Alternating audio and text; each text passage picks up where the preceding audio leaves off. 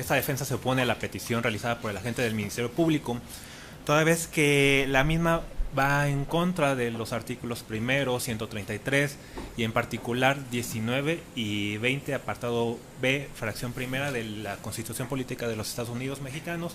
así en relación con los artículos diversos 153, 156, 157, 167 y 168 del Código Nacional de Procedimientos Penales.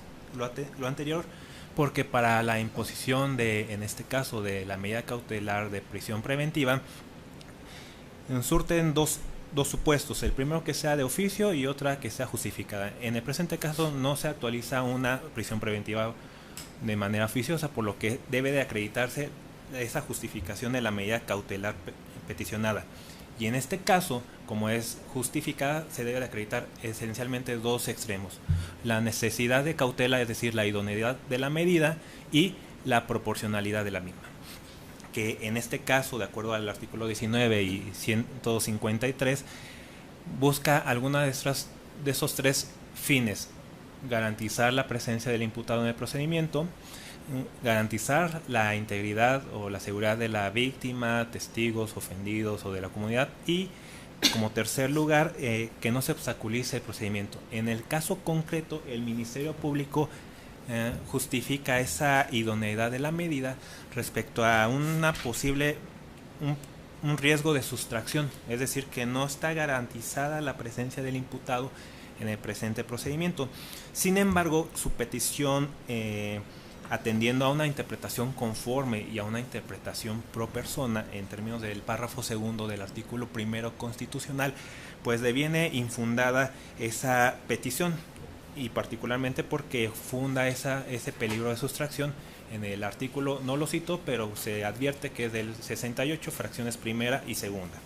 Entonces mi argumentación se ceñirá solamente a estos dos supuestos. La interpretación del artículo 168,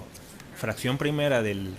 Código Nacional de Procedimientos Penales, se necesita hacer mediante una interpretación conforme y además una interpretación lo más favorable para la persona. Si nosotros leemos esa fracción primera del artículo 168 de manera textual, pues resulta restringida para un derecho a la libertad personal, mientras que el mandato constitucional de interpretación conforme indica que debe de hacerse lo más amplio, y cuando hay una limitante a un derecho fundamental como sería el de la libertad personal debido a una prisión preventiva, esa interpretación debe ser lo más restringida en este caso. Por lo tanto, si nosotros leemos este artículo 168, indica que entre otros supuestos para garantizar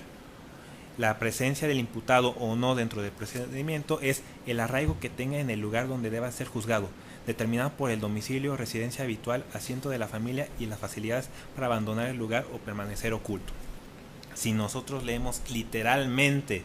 este artículo, pues viola ese mandato constitucional de interpretación conforme y principio pro persona, pues debe de haber una interpretación también más favorable, es decir, una segunda interpretación, para el sentido de que no haya una distinción o una discriminación, una desigualdad entre las personas que tienen un arraigo en el lugar en donde será juzgado o procesado y las personas que no tienen arraigo en ese lugar, sino que tienen arraigo en otro diverso. El hecho de que no tenga arraigo en un lugar determinado, que en este caso sería la Ciudad de México, eso no quiere decir que no tenga arraigo el imputado. De hecho, él tiene arraigo en la ciudad de Cancún, Quintana Roo, tal como se desprende de los siguientes datos de prueba.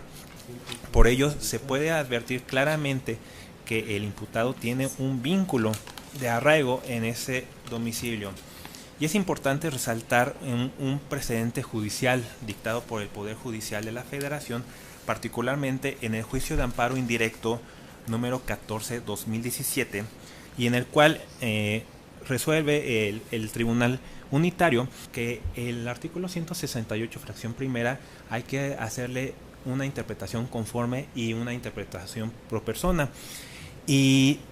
Y señala o sostiene el tribunal unitario que resultaría no del todo acertado que cualquier persona que cometiera un delito que no amerite prisión preventiva oficiosa, como el caso que se juzgó en ese momento, se le impusiera dicha medida cautelar por el simple hecho de radicar fuera de la entidad federativa donde se juzga.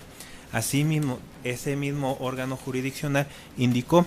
que resulta dable una interpretación del artículo 168 del Código Nacional de Procedimientos Penales, la cual no debe de realizarse de manera literal, sino de una forma extensiva, estando a lo más favorable al reo.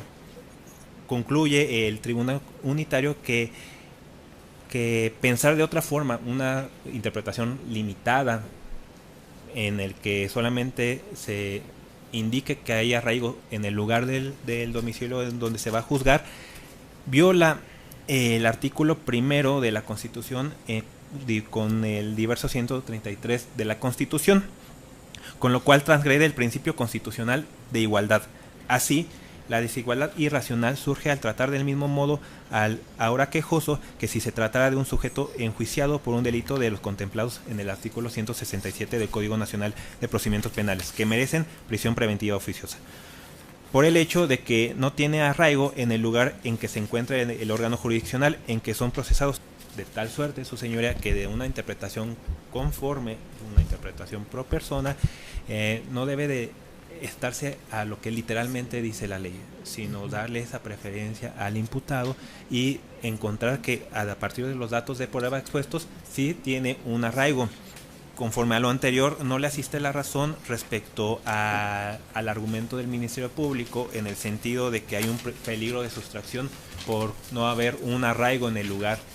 en donde va a ser juzgado. En conclusión, su señoría, se solicita que sí se imponga una medida cautelar, las ya previstas en la fracción primera y quinta del 155, y no así la diversa solicitada por el Ministerio Público de prisión preventiva justificada. Sería todo. Muchas gracias. Bien, cierro debate y me pronuncio respecto a la petición que hace la agente del Ministerio Público de imponer al hoy imputado la medida cautelar consistente en prisión preventiva, contenida en el artículo 155,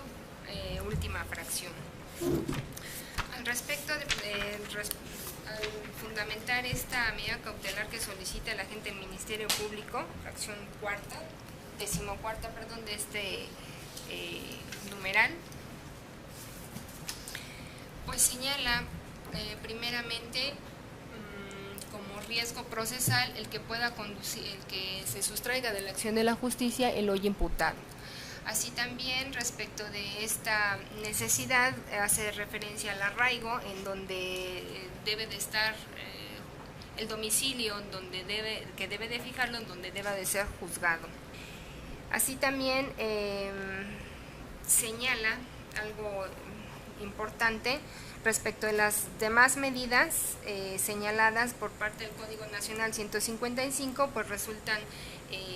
desfavorables para poder asir al proceso al hoy imputado. Por tanto, a consideración de la agente del Ministerio Público, pues esta medida cautelar que solicita es idónea y proporcional, además de señalar cuestiones de la pena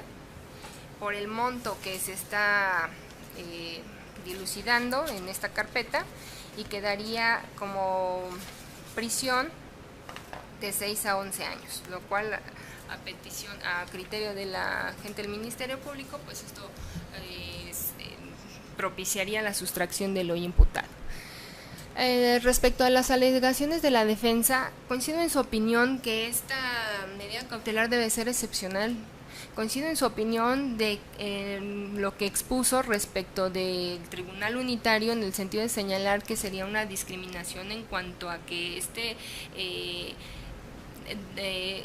artículo 168 señala en forma específica que el hoy imputado debe tener arraigo en el lugar en donde deba de ser juzgado.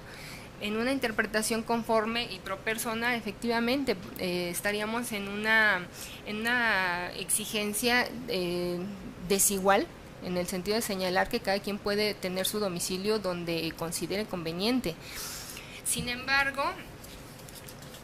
respecto de las alegaciones hechas por la defensa,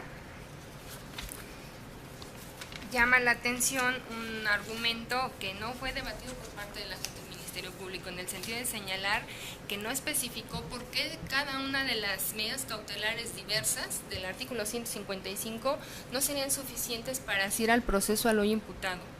porque él claramente refirió que se sometería, que entregaría su pasaporte e incluso su visa, a lo cual no escuché argumento alguno por parte de la gente del Ministerio Público al señalar por qué esas medidas no serían suficientes para poder asegurar la presencia del hoy imputado en este proceso, lo que tiene como consecuencia la falta de argumento en cuanto a la idoneidad y en cuanto a la proporcionalidad. ¿Por qué? Porque debió de haberme dicho la gente del Ministerio Público por qué considera que con esas medidas que está señalando la defensa no son suficientes. Además que yo advierto la presencia, como bien lo refirió la defensa, de un delito que no tiene prisión preventiva oficiosa, no tiene prisión preventiva justificada al tenor del artículo 19 constitucional, en el segundo de que esta justificación sea que el hoy imputado esté siendo procesado o ya sentenciado por diverso delito, lo que traería en automático la imposición de medida cautelar de prisión preventiva justificada. Luego entonces estamos en el supuesto de una prisión de la cual, como viene la gente del Ministerio Público, señala que por algo la puso aquí el legislador, previendo alguna circunstancia extraordinaria de excepción. Considero que le asiste la razón a la defensa al señalar que si bien estamos en esta excepción, debe de justificar, en primer lugar, por qué todas estas medidas no pueden justificar su presencia en el proceso penal, en el procedimiento penal. Así también respecto del argumento hecho por parte de la gente del Ministerio Público al señalar que la pena podría ser incitar al hoy imputado de sustraerse de la acción de la justicia, comparto la opinión jurisprudencial que señala la defensa. Esta citación del registro 20-11-746, que lleva como título prisión preventiva justificada, la imposición de esta medida cautelar bajo el argumento de que la pena de prisión que merece el hecho delictuoso que se imputa al acusado, podría sustraerse de la acción de la justicia y de no comparecer a juicio, viola el principio de presunción de inocencia en su vertiente de regla de trato procesal. Coincido con la opinión de esta tesis jurisprudencial invocada por parte de la defensa. Bien, ante ello me pronuncio en el siguiente tenor. No comparto la opinión de la gente del Ministerio Público en cuanto a la petición de la medida cautelar de prisión preventiva, sin embargo, por los argumentos que ya he expuesto.